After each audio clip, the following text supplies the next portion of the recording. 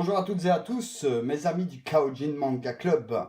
Alors voilà, après la vidéo qu'on a faite avec Keiken sur la Japan Expo 2016, je vous avais dit qu'on allait faire des vidéos d'unboxing directement après la vidéo. Le problème, c'est que par manque de temps et surtout parce qu'on était super crevés, on va la faire tous les deux, mais indépendamment. Donc voilà, moi je vais simplement vous parler un petit peu de ce que j'ai acheté. J'ai pas acheté grand-chose parce que voilà, j'étais en rate de thunes et que le but n'était pas non plus de se ruiner quelque part. J'ai vraiment acheté des choses qui, c'était plutôt des achats compulsifs. J'étais pas parti avec une envie particulière d'acheter tel ou tel article. Donc on va commencer tout de suite par le super artbook d'Akira Toriyama de Dragon Quest, donc qui reprend toutes les illustrations de tous les jeux qui sont sortis depuis le début. Je vais le sortir délicatement si possible. Voilà, il est très très beau. Je ne sais pas si vous remarquez ici, enfin, on le voit peut-être pas à cause de mon éclairage. Je vais essayer peut-être d'incliner légèrement l'éclairage pour que vous voyez mieux. En fait, la couverture, elle est entre guillemets en relief. Donc on peut toucher les contours des personnages. Je trouve que le rendu est vraiment assez bon. Je suis vraiment pas déçu de cet achat. Le papier, entre guillemets, cartonné et glacé est de très bonne qualité. C'est un papier assez épais, il fait au moins 1 mm d'épaisseur. Donc vous voyez que les illustrations sont tout bonnement magnifiques.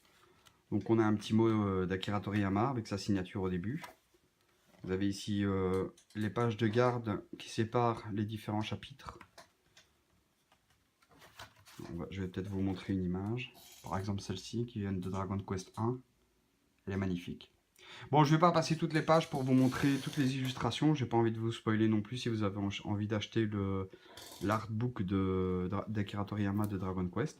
Mais c'est un très bon produit. Donc vous voyez ici 500 pages reprenant tous les héros de la série. Je suis vraiment très content de cet achat. Je vais passer à mon deuxième achat, donc qui n'est autre que Green Rolls. Donc c'est un manga, enfin, j'ai pas vraiment lu le résumé, mais il y a une hôtesse qui m'a entre guillemets interpellé pour m'expliquer un peu l'histoire du manga. En fait, c'est la Terre qui a décidé de reprendre possession de la planète. Entre guillemets, c'est la nature qui a décidé de reprendre possession de la planète. Le chara design m'avait l'air assez sympa, ainsi que le design des entre guillemets des plantes et c'est assez drôle. Ça m'a fait un peu penser à l'attaque des Titans, brièvement, hein, un peu le même type de entre guillemets de design. Et ça me faisait aussi un peu penser à Gantz dans les expressions du visage, des visages, etc.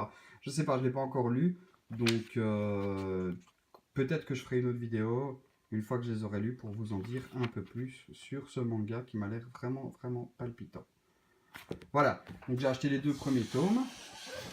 My Hero Academia, ça c'est la série tant attendue, en tout cas par moi et par le Kaojin Manga Club, parce que c'est une série qui est tout bonnement amusante, prenante, et surtout intéressante parce que voilà, il y a une certaine dimension très super-héros, donc très comics, qui est très bien alliée à la puissance et à l'efficacité du manga.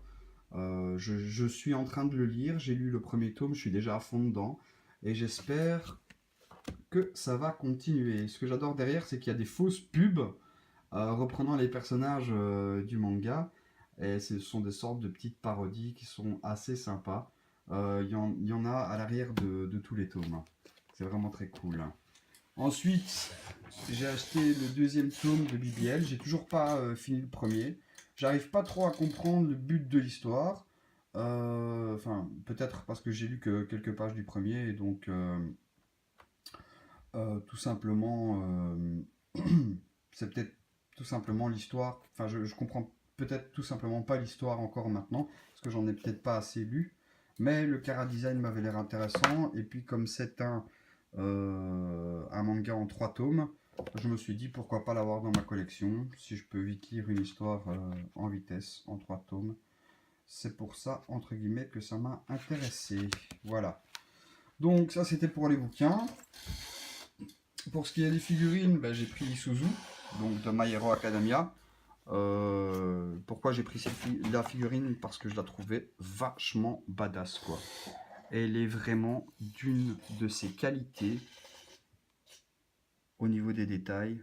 Je suis tout simplement bluffé de la qualité et du détail de cette figurine.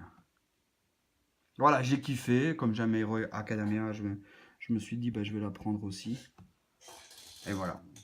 Elle est vraiment sublime, sublime, sublime, sublime. Et alors, une autre figurine conseillée par Keiken. Je ne connais pas encore le nom du personnage, parce que j'ai pas encore vu le manga. Mais ça m'a l'air d'être vraiment, vraiment, vraiment bien. En plus, enfin voilà, la figurine, elle est juste magnifique. Regardez au niveau des détails. C'est vraiment super, super, super beau. Donc voilà, en résumé, ben, une Japan Expo, je vais dire, elle ne m'a pas ruiné. J'ai acheté que 2-3 petites choses, mais je m'en suis quand même mis plein les yeux et ça fait vraiment plaisir. Merci à tous et à bientôt pour d'autres vidéos sur Kaojin TV.